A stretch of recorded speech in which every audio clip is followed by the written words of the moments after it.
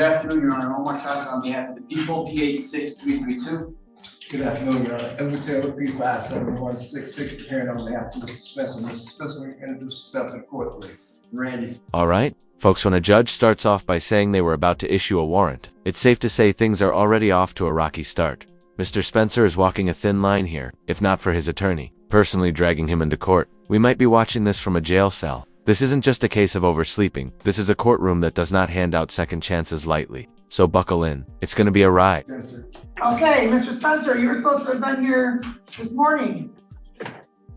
Lucky for you, your attorney was willing to go pick you up because I was issuing a warrant. Just take a second to imagine this. Your lawyer has to leave their office, drive to your house, and escort you to court like a personal chauffeur. That's not normal. That's not even kind. That's desperation to avoid contempt of court.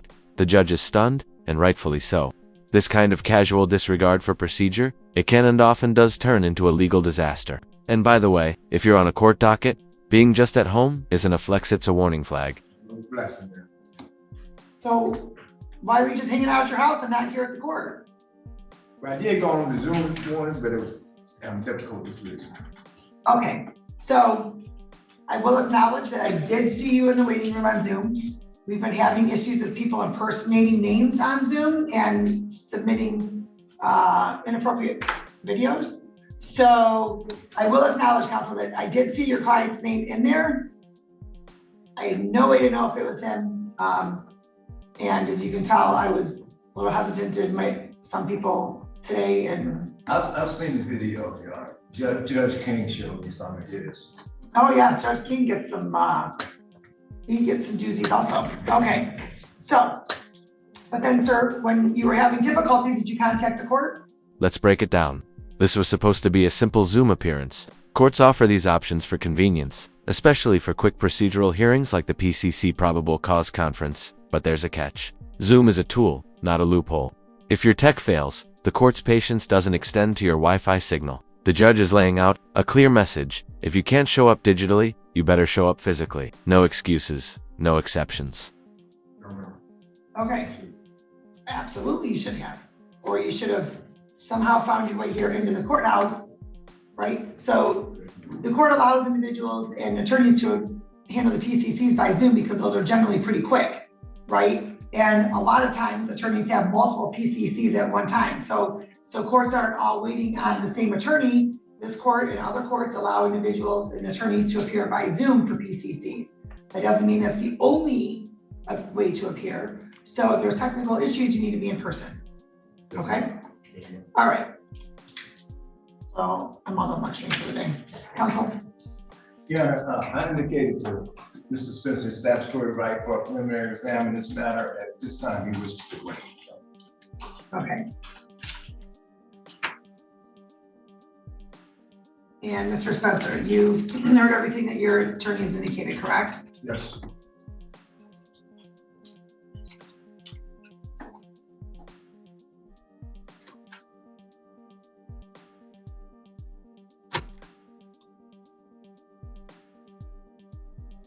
All right, and so we do understand that you do have the right to have a preliminary examination where it must be shown that a crime that's committed for probable cause exists to charge you with that crime. You also understand that by waiving your right to a preliminary examination,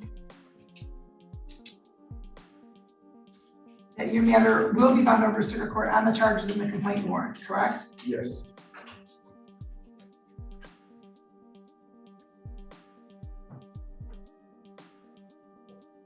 And has anybody promised you anything, threatened you, or coerced you in any way for you to waive your right to your preliminary examination? No. Now here's an important moment. Mr. Spencer is waiving his right to a preliminary examination.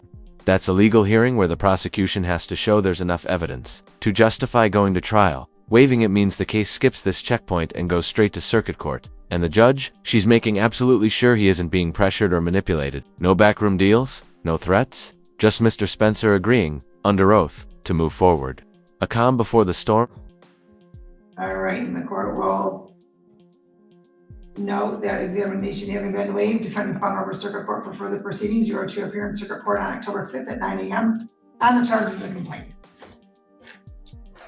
All right, Anything else, counsel? No, Your Honor. All right, bond and conditions are continued. Mr. Spencer, if you were to test today, what's in your system? Alcohol. Alcohol. You were consuming it today, weren't you? Yes. Yes, okay. So, so here's what I need to know. Now that I've accepted the waiver, are you under the influence of the alcohol? No, not more than that, no.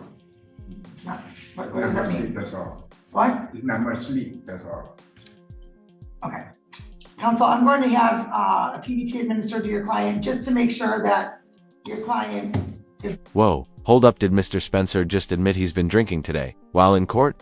That's a massive red flag. The judge picks up on it immediately. When someone is waiving a legal right, they need to be in a clear mental state. Alcohol analytic calls that clarity into question. The court isn't guessing either. They're ordering a PBTA preliminary breath test to confirm whether he's sober enough to understand what he's agreeing to. This isn't just formality. This is protecting the integrity of the justice process. Not intoxicated to enter into this waiver.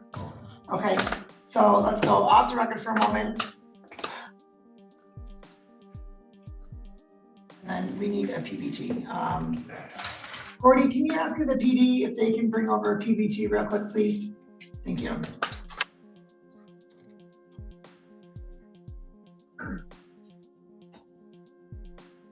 Your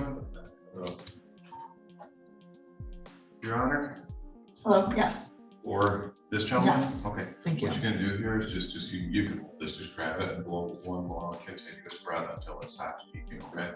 You gotta give, you don't have to push anything, just blow into that straw.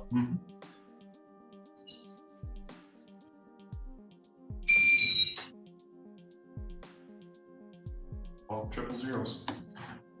Okay, thank you. Okay, I just wanted to confirm, since you did indicate you consumed alcohol this morning, I wanted to make sure that you were not still under the influence of alcohol, since we accepted your waiver.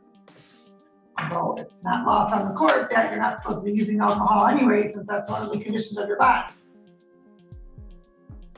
So it gives. What happened again, Your Honor? Oh, we're back on the record, right, I'm sorry. Well, sir. Okay, but why are you consuming alcohol when you're not, when you're ordered not to? I know it's just that. I say what happened. All right, counsel, I think that, I may amend the bond condition to include an alcohol tether for your client. I initially did not do that, given his charge, but it appears as though that's also a concern. And here come the consequences. Based on that alcohol admission, the judge is officially changing the game. New terms are being added: random, drug and alcohol testing. She didn't originally require it, but now it's clear the court sees a pattern and it doesn't like it. Mr. Spencer might have thought this was just another procedural hearing, but he's leaving with tighter restrictions, more conditions, and a judge who's watching very closely. Oh, and if he thinks he'll get a heads up before a test, think again. Right now he was.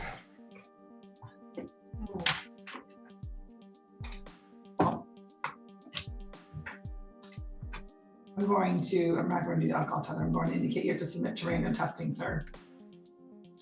So bonding conditions are continued. You have to submit to random testing. So you don't know when you're going to get called for testing, so make sure that you are not consuming any alcohol or drugs. Yes, Your Honor. They're not prescribed. Okay, and anything else? No, Your Honor. Again, thank you, Mr. Taylor, for going and picking up your client. And sir, please stop over at probation. Do not leave without going to probation. You're not on probation, but they will give you the information about testing. All right. All right, thank you. Thank you. Okay. Thank you.